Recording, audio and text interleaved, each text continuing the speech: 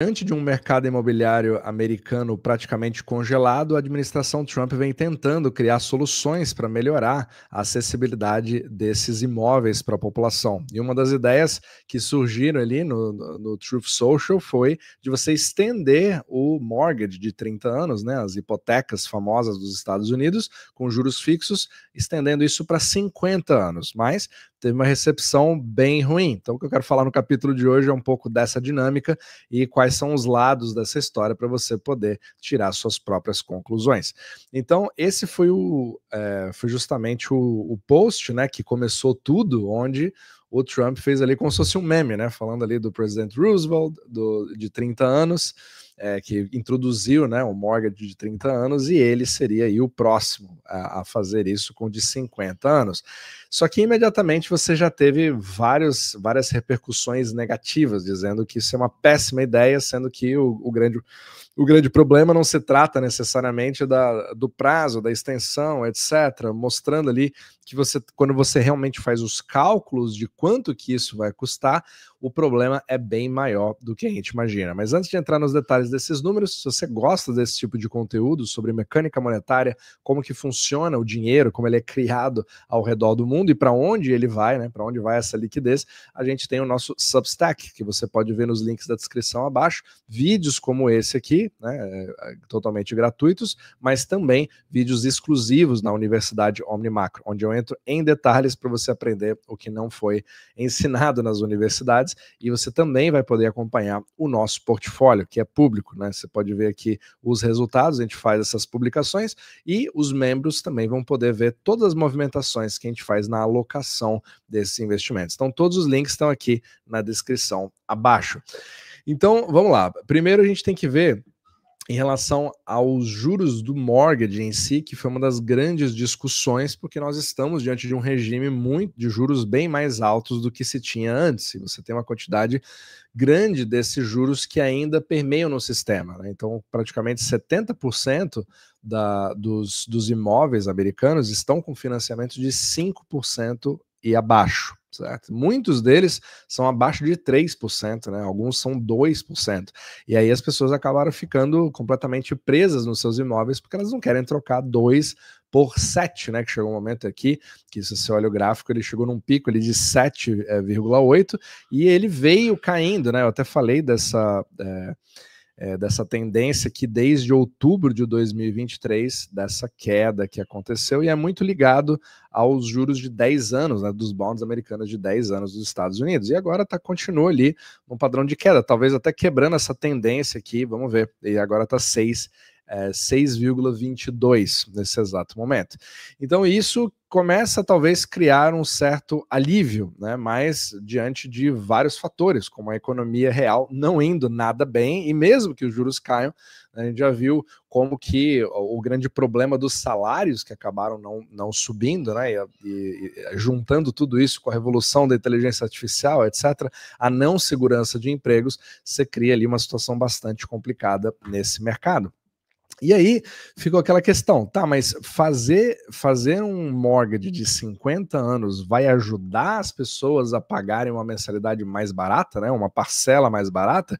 E aí que vem o grande problema. Se você faz realmente o cálculo, você percebe que esse valor ele cai muito pouco. Então aqui, ó, nessa tabela aqui, vou até tentar deixar um pouquinho maior para você ver, dá uma olhada. Isso aqui são algumas simulações, né, com juros de 6,25% e também o pagamento em cima de um imóvel que, em princípio, custaria $600 mil, né? Esse é o valor do seu empréstimo.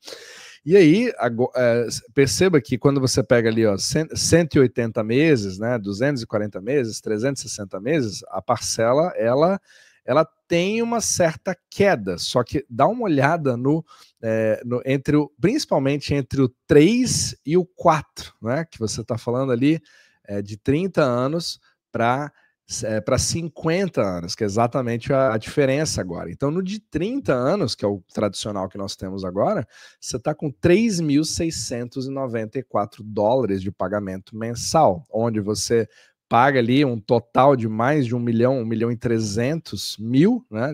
E só de juros são $729 $1.000. Isso é o que já se tem hoje, mas dá uma olhada no que acontece. A parcela, ela só cai, ela não chega a cair nem $1.000, né? Ela cai bem menos do que isso, praticamente assim, $300, algumas são $200 de diferença, $300 de diferença, então ela fica só um pouquinho mais barato para estender 20 anos, mas olha a quantidade de juros que você paga em cima. Então, no final das contas, o imóvel de 600 mil, ele tem um pagamento total de quase $2 milhões, porque 1,3 é somente de juros, né? Do jeito que seria o valor total na situação onde nós estamos hoje, né? Com mortgage de 30 anos.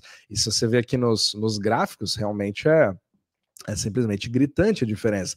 Então, será que isso ajuda, né? E aí, de fato, acho que foi uma das poucas coisas que uniu o Twitter inteiro, né? Mesmo pessoas que discordam completamente de uma série de coisas em macroeconomia, todas elas se uniram para dizer que isso não é uma grande ideia. E essa repercussão acabou trazendo grandes, pelo menos nos bastidores, né, mostrou ali que a pessoa que propôs isso, que foi o William Poulter, né, que ele fala, ele está bastante focado nessa parte, etc. Ele atacou bastante o Jerome Powell sobre os juros, etc., tentando trazer essa acessibilidade para os mercados, e foi ele que levou essa ideia para a Casa Branca para que o Trump pudesse fazer essa aprovação. Mas parece que depois da repercussão desses juros tão absurdos num prazo de 50 anos, a Casa Branca ficou literalmente furiosa, né, com o Bill Poulter, justamente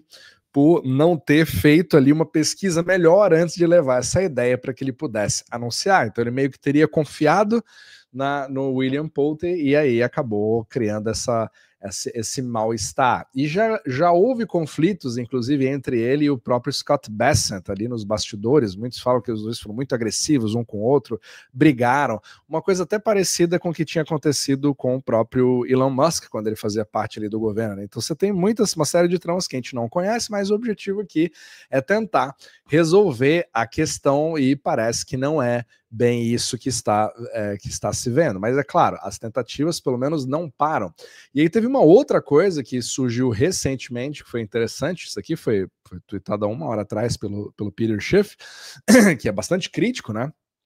De tudo isso, ele falou a seguinte coisa: olha, Fannie Mae, que é a organização, né, do governo americano que permite, né, a aprovação dos mortgages, eles geralmente usam o que a gente chama de credit score, né, que hoje você já conhece mais no Brasil, né, como Serasa, e aí você tem notas ali de um crédito bem ruim, ele começa a partir de 300 e pouco, etc., e créditos maravilhosos, o crédito perfeito vai a 850 mais ou menos, né, se não me engano, é mais ou menos isso.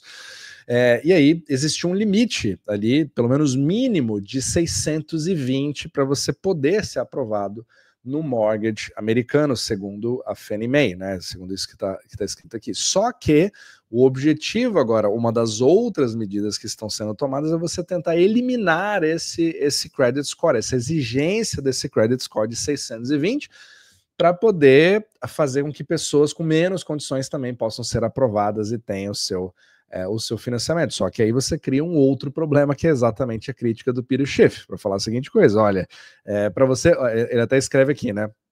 Para você evitar a queda de preço nas residências, né? Deixando isso mais acessível, o Fannie Mae acabou de eliminar esse limite aqui de mínimo de 620 para que ele possa garantir que mortgages mais arriscados para pessoas que pegam empréstimo com crédito ruim vai poder deixá-las pagar excessivamente, né, por casas cada vez mais caras que eles não conseguem pagar, certo? Então, literalmente, você vai criar um sério problema, principalmente quando o sistema monetário, o dólar, conta com parte dos colaterais, que a gente sempre fala aqui, né? Quando eu falo de repo, eu falo você usar crédito interbancário usando uma calção, que é o colateral, sendo os bonds americanos, você não tem a quantidade suficiente para a demanda dos bancos. Então, para quem não encontra aqueles bonds, você também pode fazer repo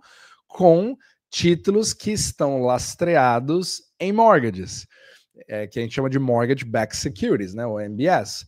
Então, a partir do momento que você começa a deixar pessoas com credit score abaixo de 620 ter acesso a mortgages, qual que é de fato a segurança, né? E aí você começa, imediatamente quando você ouve essa história, você já começa a lembrar de 2008, subprime, etc. Apesar de que é um pouco diferente do que isso, mas realmente onde a fumaça começa a ver fogo. Então são medidas que pode ser que ajude, pode ser que seja perigoso, vai aí de cada um. Mas para você ver como várias mudanças estão acontecendo nesse momento, isso pode ter uma influência, pelo menos indireta,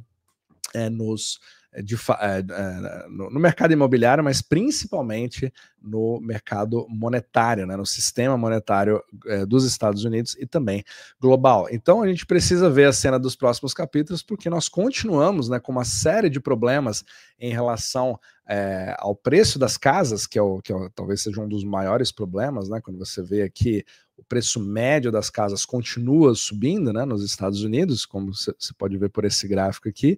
Então, nunca foi tão problemático, né, você ter ali a sua casa própria nos Estados Unidos. E você também, tinha até um outro gráfico que eu queria mostrar, que talvez seja um dos mais problemáticos desse mercado, é o que a gente chama de o preço da casa, o US Home Price to Income, ou seja, ele compara o preço das residências ao salário das pessoas. Então você tem essa relação e você vê claramente como que esse talvez seja um dos principais problemas, né, de que as gerações de hoje, né, principalmente os millennials para frente, não conseguem nem sonhar somente com o seu salário de conseguir realizar o sonho da casa própria. Então, será que esse é o fim, né, do sonho americano, ou será que existem formas para resolver isso, para trazer esses preços para baixo?